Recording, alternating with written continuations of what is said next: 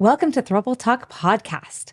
One of our missions with this podcast is to highlight and showcase that there are a lot of us out here that are choosing a family dynamic and relationship structures that fall outside of the norm of monogamy. And today we are joined by Abbie, who has her own unique chosen family dynamic, and she's here to share her love story and talk to us about her experience and her polyamorous life. So Abbie, thank you so much for joining us today. Yes, thank you. Welcome. Thank you so much for having me. I'm so excited. So why don't you tell us a little bit about your relationships and just your chosen family and what you want our listeners to know about you? Yeah, so I have two partners. I live with my boyfriend, and we live right next door to my girlfriend and her husband, my metamor. And we've been living here and dating. I've been dating her for about 2.5 years. So this is about how long we've been together. My boyfriend and I have been together for about 4.5 years. And oh gosh, I just got nervous and forgot everything. Those are my partners. That happens. That happens. And then your girlfriend, you guys did not know each other when you became neighbors, right? Like you met because she moved in. Is that correct? Yeah, that's right. Actually, Elijah and I were just reminiscing on that this morning, that we toured the apartment, and I remember meeting my girlfriend. Her name is Emily. So I remember meeting Emily when we were touring it, and that was that. We moved in about a month later, and we met really briefly when we first moved in, but then we ended up throwing a yard sale together with one of our other neighbors. And we spent the whole afternoon together having lunch and just talking with our other neighbor, who's an older woman that we adore. And we got to know each other. He was her boyfriend at that time. They got engaged the week after. So he was out of town. So we just got to know her that day. And then they went and got engaged. And then we all kind of started hanging out and became friends. And I just assumed that we were going to have some best friends who lived in the apartment next to us. And then very quickly, Emily's also bisexual, and she and I were getting close, and she invited me to go crystal shopping one day. Ooh. And we went to a crystal store. We were talking, we talked about our partners. We talked about monogamy. She asked if we were monogamous. My answer to that was kind of like, we're not monogamous, but we're also currently monogamous. Okay. Like we'd always planned to, when we met someone, that we figured we would open our relationship when it was time. And we knew that we would know when it was time, and we weren't really pushing for it. We were kind of just waiting for the right situation to happen. And then the right situation happened. Wow. So Emily and I, yeah, it was cute. So Emily and I talked that day, and she voiced interest in me at first and asked if that was something I was interested in. And I was like, oh my God, this gorgeous woman is actually interested in me. Wow. And that day I was like, let me kind of caught off guard. I'm all nervous. Let me kind of think about this. And Elijah was actually out of town. So I had a couple days to kind of ruminate by myself because I wanted to tell him in person. And so he got back to town. I told him what happened and asked if he was comfortable with me pursuing this. And he was, basically like, yeah, I like her. Let's see what happens. Keep me informed. And yeah. That's awesome. That's awesome. So exciting. Yeah. So when you and Emily met, you both already knew that you were bisexual, but hadn't necessarily talked like that. I mean, that's not something that usually comes up in conversation. Like you meet somebody like, hi. And you are also in a relationship, both of you. Yeah. So there's two things here, the bisexuality aspect and the non-monogamy. Yeah. Interesting. Yeah, exactly. Yeah, we knew, we're both very openly out as gay. Yes. We could tell. We knew that we were bi. Okay. That was never really discussed. Yeah. Okay. Did you know you were polyamorous before you guys met? I wasn't using the term polyamorous. I just knew that I wasn't comfortable being monogamous yet. Like when Elijah and I started dating, I knew at the very beginning, like, oh, this is a good thing. Like, I like this guy. I want to see where this goes, but also I don't want this to be the end of everything. Like dating him, we're going to get married. I'm never going to see anyone else. I was just out of a pretty casual relationship with a woman, and I was excited about that. I was like, hey, I'm not trying to get into a monogamous relationship yet. So let's just kind of see where it goes. And we agreed that we knew that we would be able to do anything as long as we talked about it. So we said, everything's on the table. Everything's fine. Let's just always keep communication open. If anyone ever has feelings for someone else, we'll deal with it then. We'll keep the conversation open.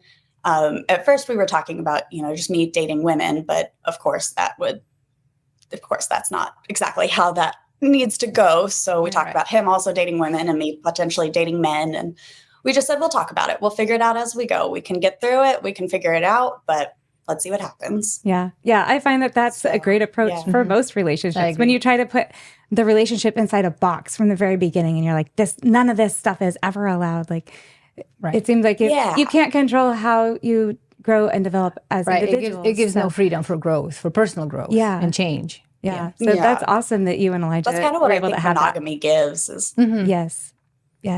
Now, Abbie, you mentioned that you were very out. How out are you? And how accepting is your family and friends? I came out to my parents about 2 years before this. My parents were the only ones that I was nervous about coming out to. I basically had the opinion that I don't need to come out to anyone. I'll just, like my friends and everyone else in my life, that I'll start dating women. I'll start talking about women. And a lot of my friends are queer, so they just kind of picked up on it. And we never really had to have a big conversation. Honestly, most of my best friends are queer. So I feel like we're pretty clockable in life is what I mean by that. Nice. And how accepting were your parents? My parents, when I first came out as bisexual, I was dating Elijah, and they're very conservative. So they were of the, okay, we love you, but also we don't need to deal with this, right? You're dating a man. You think you're going to marry him, right? And so it was kind of like, okay, I did it. I came out, I don't have to worry about things, but also it wasn't a wonderful feeling, but also, I don't know. I figured it was okay at the time. And I was really nervous to come out as polyamorous and, hey, I'm dating a woman, because they really love Elijah. And I love that idea of my parents being close to my partners. And I really want that with them and Emily, but I know that's going to take so much time. And so I ended up coming out to them on Mother's Day, to my mom on Mother's Day, because that was the time that we were together. And she didn't love that Mother's Day present. But it was kind of unfortunate timing, because my grandmother had a stroke a month after Emily and I started dating. So it was a tricky subject of how to be there with my family, but also wanting to tell them about this new relationship, and kind of having to keep it in the dark was hard at that time. And so I ended up, I wanted to tell them before my grandmother passed away, which I did do, but it was also the last time that we saw her in person. So it caused a really big rift between me and my parents. My sister kind of jumped on board with me because she's also queer and a little bit polyamorous. And so she kind of came on board and was like, hey mom, you gotta be chill. You can't be cutting her out because of this. And it was, I don't even know. It was a big thing. That was 1.5 years ago. And we've done pretty good at rebuilding that relationship, which I'm really proud of us for doing. But I know that we have a lot of ways to go until they see Emily in the same light that they see Elijah. Yeah. Yeah. Well, that's awesome that you are able to start rebuilding things and just be patient with them and let them. And very, very brave of you to do this. Like, I think a lot of people don't have the courage to do this because they're scared of being rejected by their families. So very brave of you. Yeah. Yeah. That's it's hard. The last thing I want is to go no contact with them. And I see so many people having to do that. And I've told them like this, my goal is that we work through this so that we can stay together as a family. That's our goal. Yes. Yeah. And we haven't mentioned yet, but just so our viewers know, Abbie is very active on TikTok and shares a lot of videos and stories of her polyamorous life. And you mentioned in one of your videos that like your long-term goal and dream is for you all to have a home together, right? Like you and Elijah and Emily and her husband, like you all live in a home together.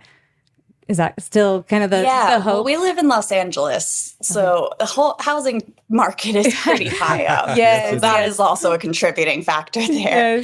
I love the dream of all 4 of us in a house with 3 bedrooms so that each couple can have a bedroom, because that's really important to us. Emily and I have a bedroom that we can use here, but it's not hours. Okay. And also with pets, we want to adopt pets together and things like that. We would love to live together in the future, but it's kind of one of those things that it's not a financial reality right now. And so we like to view the future as open-ended. You know, we don't want to put any of us in a box, and we don't want to say, this is exactly what we're going to do, how our life is going to go. We're going to plan everything out. We kind of look at, these are the possibilities that we would like in the future. We all like the idea of living together. We'll see what happens. When we're ready for that, we'll see what happens. Yeah. One step at a time. That's awesome. One step at a time. That's all you can do. Yes. Yes. So have you consider yourselves a quad? Is that correct? I think I consider ourselves a quad. Okay. I know that I use that term on TikTok a lot because that's how I feel. I think that's how Elijah feels. I haven't checked in with Emily about that term. I think that I use the term quad because it's the chosen family that I feel safe in. And we're still building intimacy within that dynamic, like particularly between me and my metamor. We're still getting closer in a way that, in a friendship way. If that makes sense. Yeah. I feel like I don't want to share too much about him, but that's kind of the answer there. Yes.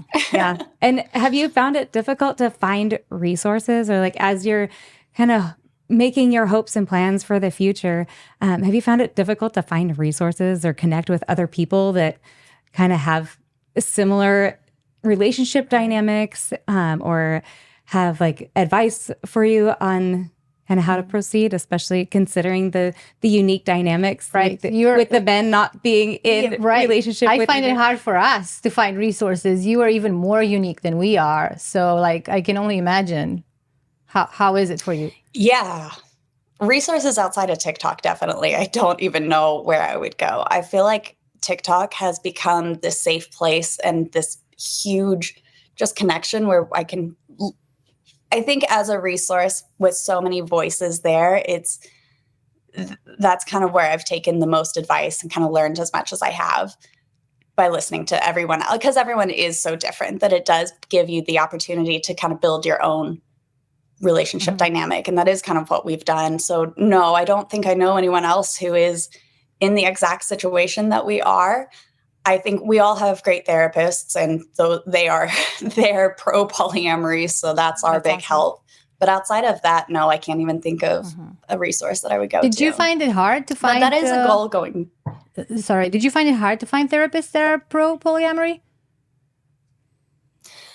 I found it hard to find a therapist when I was looking for a new therapist. Somehow I ended up with the first therapist that I started seeing. I told her that we were polyamorous, and I just was like, this is what it is. And she was always okay. There was a time that I was looking for a new therapist, and I was just too overwhelmed with that. Yes, that seemed like an impossible task. I can't even imagine. I got too overwhelmed with that. I decided to stay with my therapist and pay out of pocket and not even deal with insurance, because I was like, there's no way. No, I can't imagine trying to do that. I found that would be really hard. Right. Yeah, we've heard that. But that being said, my girlfriend is a therapist, and she's a sex therapist. And so she has a lot of connections in that world. So I know that if it's insurance that's difficult. If you can go out of pocket and go with whoever you want, I know that she definitely has a lot of resources and can help connect people. And she knows a lot of people who are pro polyamory. Could you speak to your guys' communication styles in your quad, and has it evolved since the beginning of your guys' relationship? Yeah, sure. Communication is obviously the most important part of a relationship in general. And in a polyamorous relationship, communication is so important. Like I said, for Elijah and I, we said on day one that we would talk about everything, absolutely everything. And so that was a standard that we set that has absolutely served us so well. I didn't even know the depths of communication that you could go into with someone. And so he and I really developed this skill. And then when I started dating Emily, she's also pretty good at communicating. So she kind of adapted to my communication style, and we were able to easily go into that. That's kind of what I mean when I say building intimacy with my metamor, is we are working on that communication. And even though it's awkward, we're trying to do a lot more communicating as a quad. Like for a while there was a lot of like, okay, I'll talk to you and then I'll talk to you and then you'll communicate this to him and then we'll do this to you. And that got way too much. And at one point, I don't even remember, someone was like, hey, I cannot be this bridge between the two of you. Like, we have to work together and be able to communicate together. And it is awkward sometimes, but it's also, it's so important that it's not optional. It's not an option. It has to happen in order to move forward and to be in a healthy relationship. So we have, it's an evolving skill. I think we've come a long way, though. Yeah, we had similar issues early on when we were a V. It was like kind of Josh was finding himself stuck in the middle a lot. And eventually it was like, okay, like. I think that's such a normal thing because like we're so wired to be couple. And all of a sudden you are no longer just two people and you have to embrace the fact that you have a relationship with all these people involved in your polycule. Yeah. And there has to be an open communication between all of us. Yeah. It was the hardest thing to wrap my mind around, for sure. Yeah. And it can be more challenging when you don't have that romantic relationship yet. It's like, I'm having this problem, but I don't know how to say that. And like, am I even okay to have these feelings or these issues since we don't have that romantic relationship? And sometimes you're extra careful that you don't come across like either jealous or like you step on any issues or boundaries. It's territorial or there's so many unique so we dynamics. Definitely understand what you guys are going through. Yes.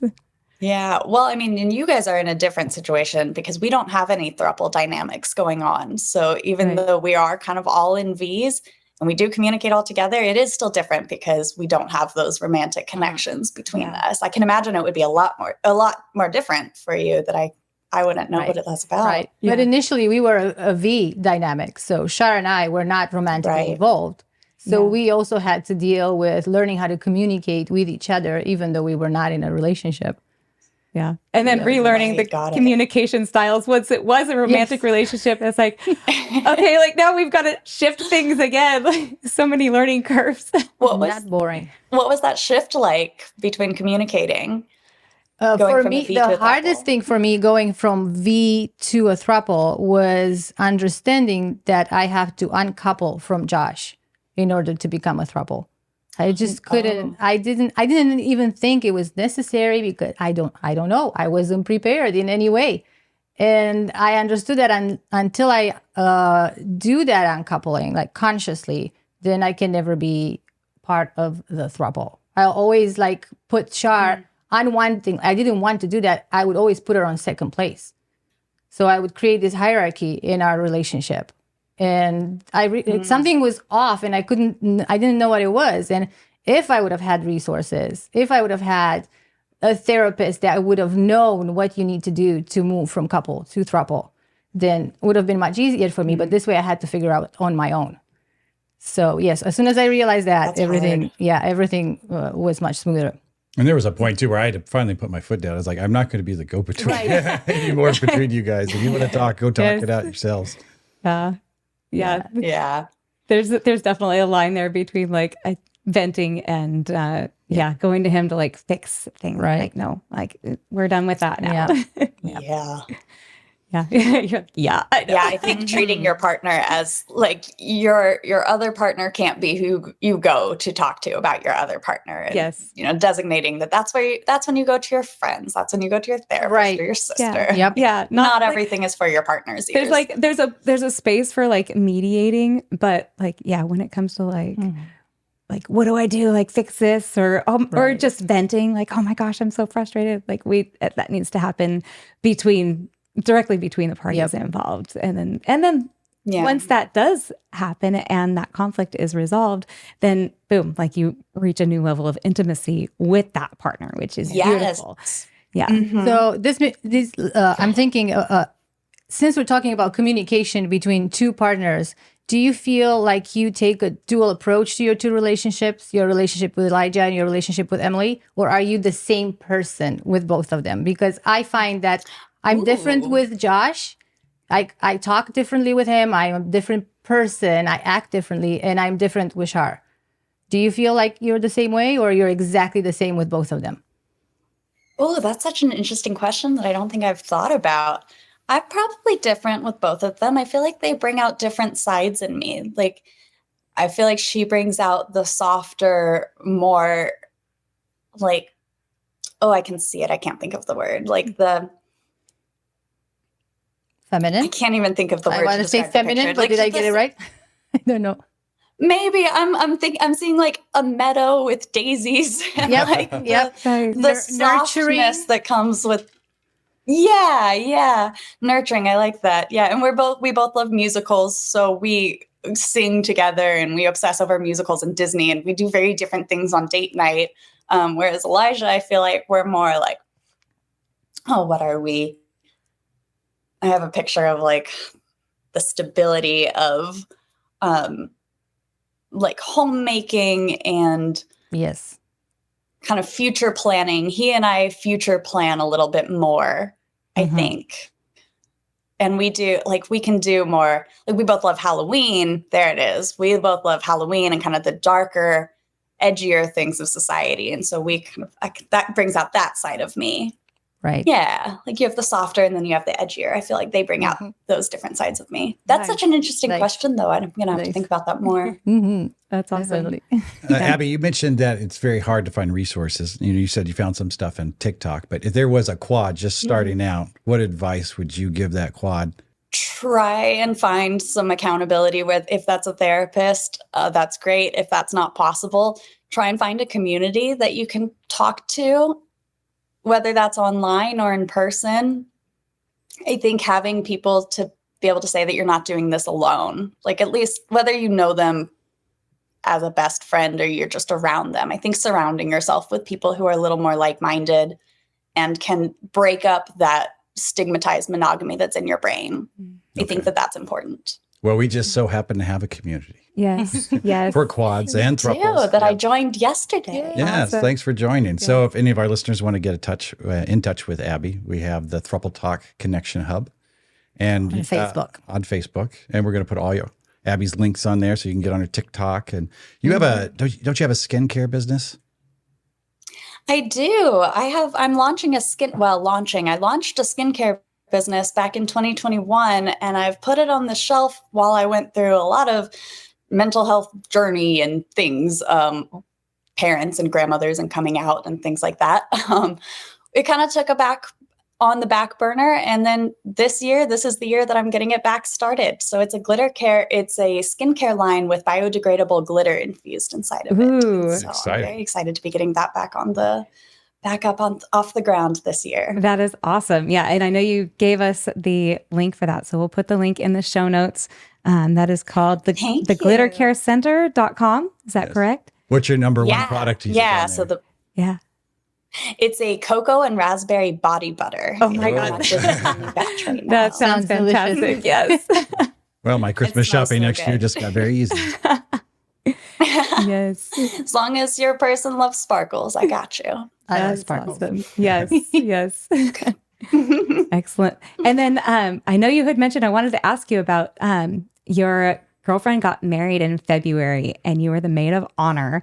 Do you want to tell us what that was like? Like, I can't even imagine the flood of emotions that you must have been experiencing in that. Like, amazing. Oh my gosh. I've been trying to tell the whole journey, and it's January of the next year and I still don't have all the words. It was the preparation for the wedding, I think, was fine. I was planning the bachelorette party and I was in planning mode, let's go. It hit me about 2 months before, oh my God, she is getting married. Wow.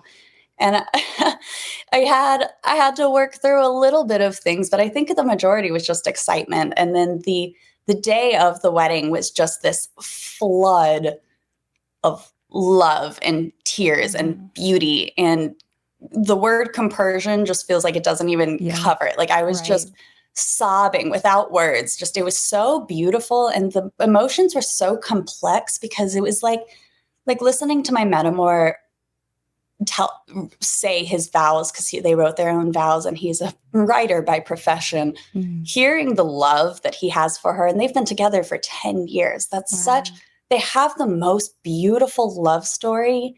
And I feel like I'm a part of it in a way, but I'm also feel like I'm not a part of it in a really beautiful balance. And I feel like the wedding just really showed that balance. Like I was a part of it and I was there with her and she took some moments to be with me, but also we could just celebrate in the love that she and her now husband have. And it was just so beautiful. I cried the entire time. I couldn't stop myself. That is amazing. That's beautiful.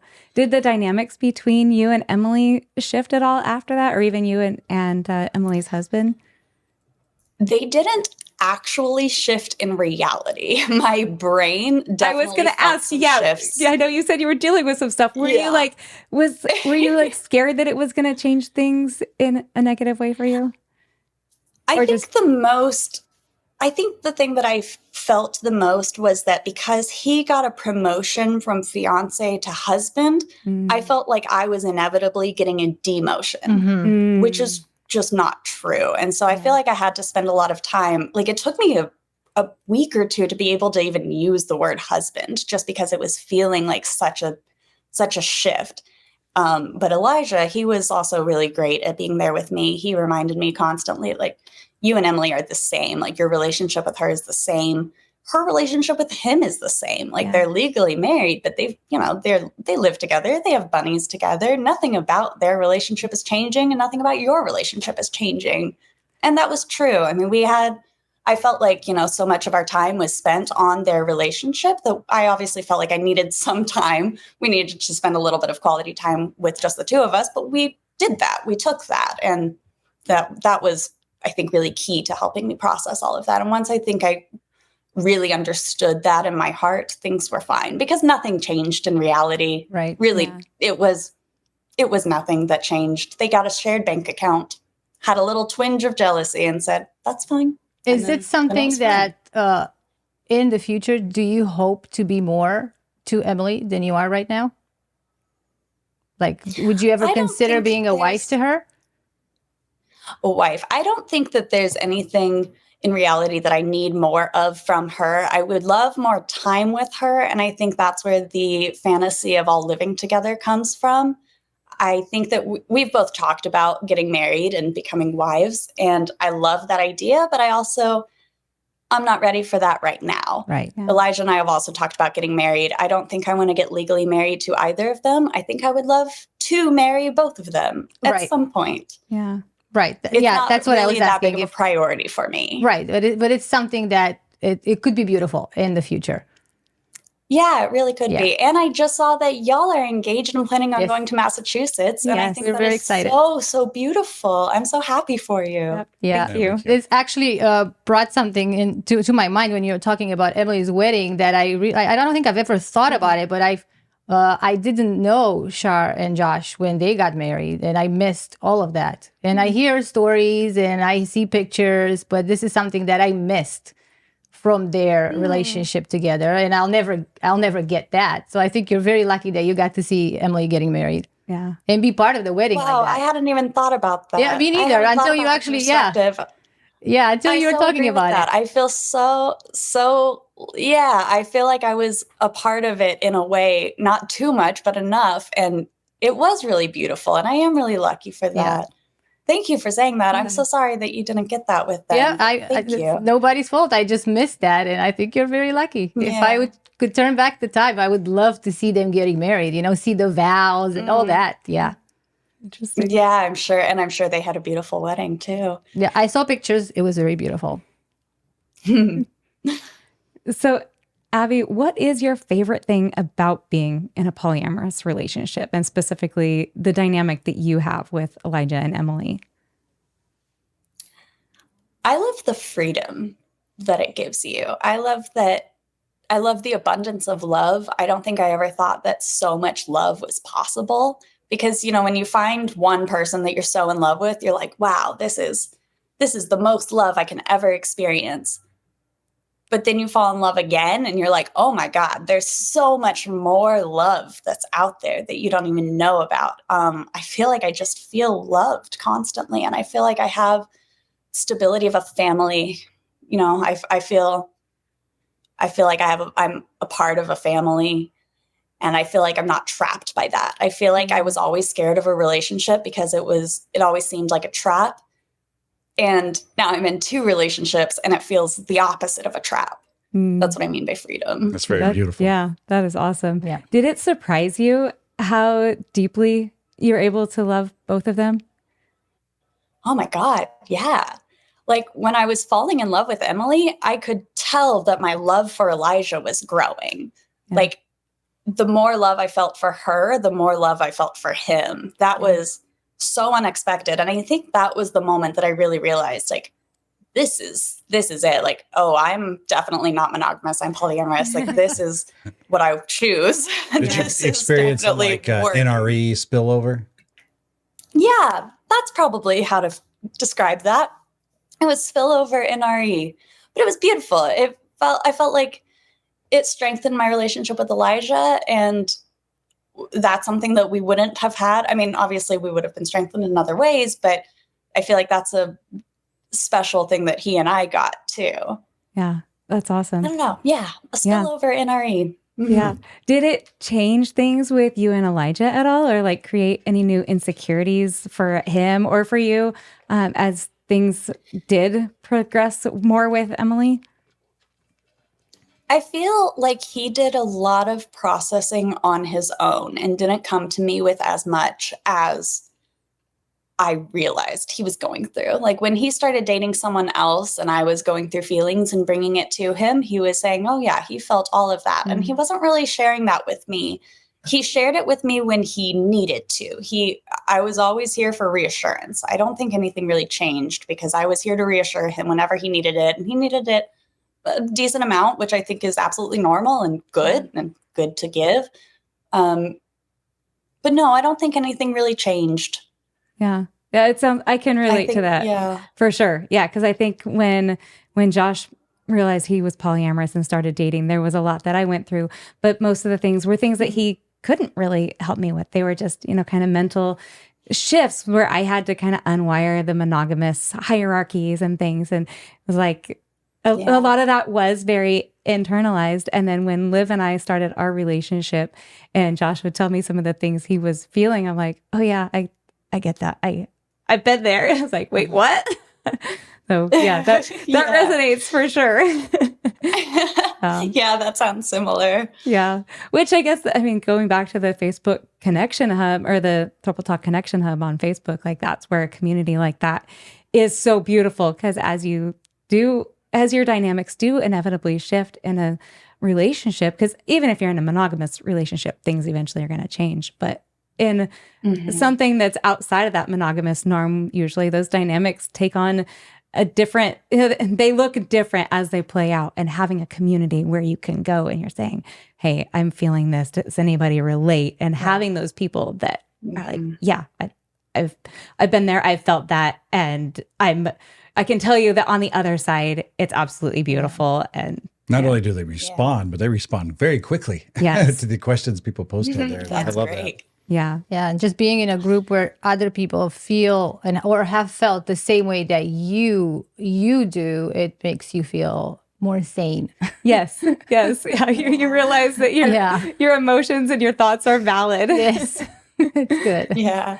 And I think it's important to not demonize those feelings when they happen too. Like when you feel jealousy, like it can feel like, oh no, I'm feeling jealous. But it's like, jealousy is a normal human feeling. We can move through it and we don't need to beat ourselves up about it. And I think that's a good thing. We're hearing that other people are going through this. It's like, you're not a monster because you're a little bit jealous about your partner being out on a date with someone else. It's normal. It's natural. Right. We're going to work through it and move through it. And that's okay. Yes. I think that's what community is really good for. Yep. Well said.